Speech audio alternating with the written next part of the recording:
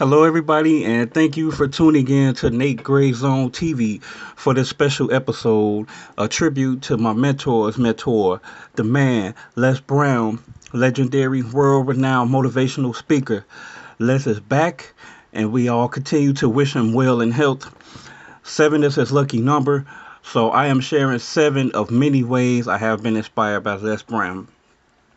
I was inspired for many reasons to do this tribute, but I was really inspired by my talks over the years with my friend and mentor, Dwight Pledger, who's a friend and protege of Les Brown.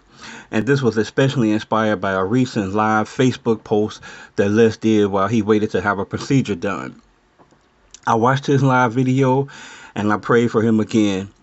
His post had really touched me because I had instantly recalled watching him live in person one year from the stage, speaking at a conference and making a reference to two times that he had beat prostate cancer. So a few years after that conference, I had a phone conversation with Dwight, and I wasn't expecting what he was about to say.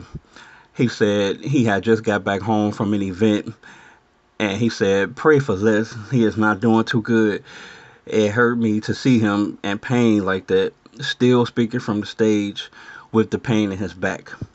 So not only did I pray for Les Brown, I also asked my dad to pray, who is a reverend and someone who knew of him on TV, probably since back when I was a little kid. I also thought about my auntie, who was recently diagnosed with breast cancer. She is one of seven aunts on my mom's side of the family. Remember, Les lucky number seven? So I am praying for my aunt and everybody in the world fighting this battle. For number two in my tribute is one of my favorite quotes from Les Brown. He said, "Successful people do the things today that others won't do in order to have the things tomorrow that others won't have." This is one of my favorites because I remember watching one of the videos of Dwight and hearing it for the first time when he quoted it in the video. It stuck with me ever since. So one day I was in the middle of writing my book, A Winning Perspective, and wanted to share a Les quote in my book. So I asked Dwight, like, "Hey, what's that quote Les Brown said?" So I really like this quote because I take it as basically you have to get out and go for what you want.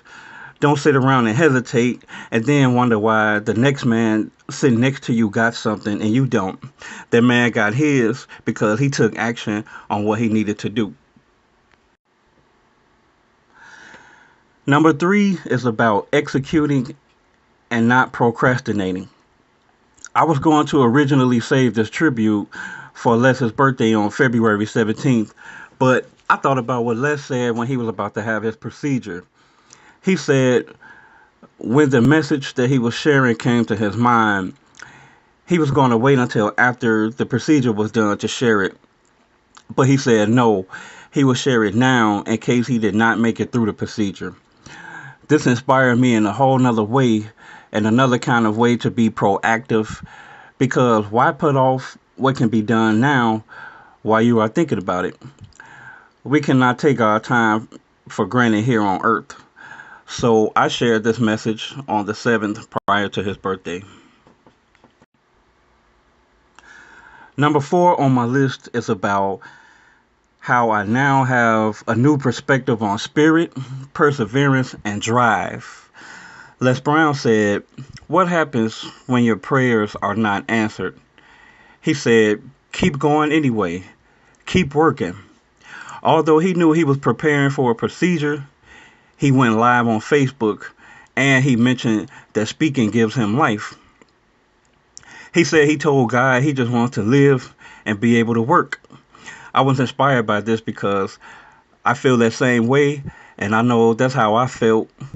And I've had that same question about prayers being answered when I didn't understand why certain things happen in my life. Number five is about patience and character. You may have heard in my goal setting tips from episode one here on Nate Gray Zone TV, I mentioned that I had a specific goal to meet Les Brown, and I did. But when I met him the first time, it came in a way that I totally did not expect. I was working at a job at corporate America downtown Chicago. I decided to take a break, and when I stepped off the elevator, there he was in the lobby of the building I worked in, talking to the front desk security, checking out to exit the building. I was beyond surprised, like, wow, are you kidding me? When I walked up to meet him and introduce myself, he invited me to come see him at a free speaking event the next day on a Saturday morning at the Regal Theater in Chicago.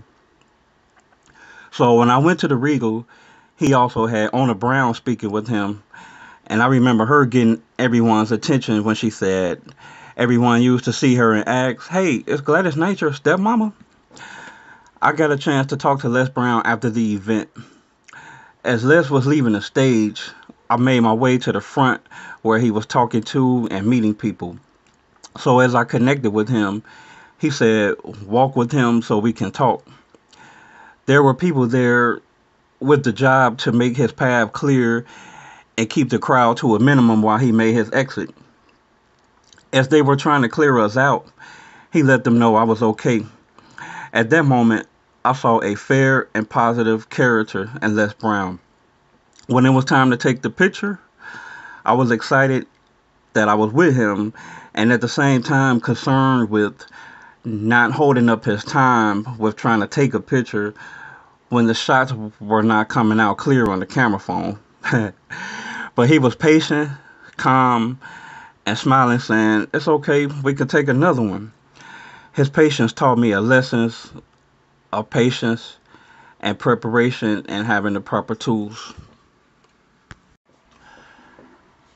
Number 6 on my list is simply to make it happen.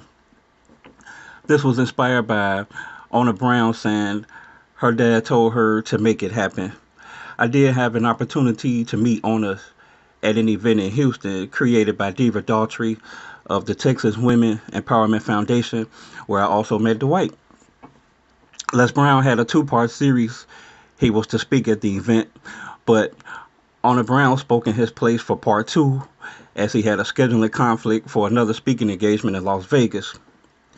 So Ona told a story of how she once identified an event she wanted to be a part of, and she called her dad for help. And he said he told her to make it happen. And in Ona's words, she said, Les Brown doesn't like people calling him for money, especially family. So she said she worked it out and made it happen. I take it that she increased her drive and determination as a result. This also taught me a lesson of hard work, diligence, and having nothing handed to you just because you have some connections or you are plugged with some people. Last but not least, number 7 on the list is another quote that I heard from Les Brown. He said, "Life has value. Do not let anyone destroy your sense of value." I listened to him say this recently on the Lewis Holes School of Greatness podcast. As he credited several people for shaping him into the man he is today, he said when he was growing up and referred to as DT, the dumb twin, he recalls some advice that was told to him, which was, do not let someone else's opinion of you become your reality.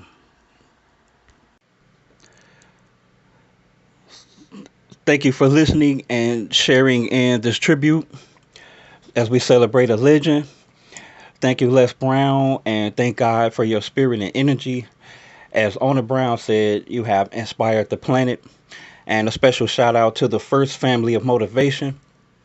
Follow me on social media at Nate Gray Zone and subscribe to the YouTube channel Nate Gray Zone TV.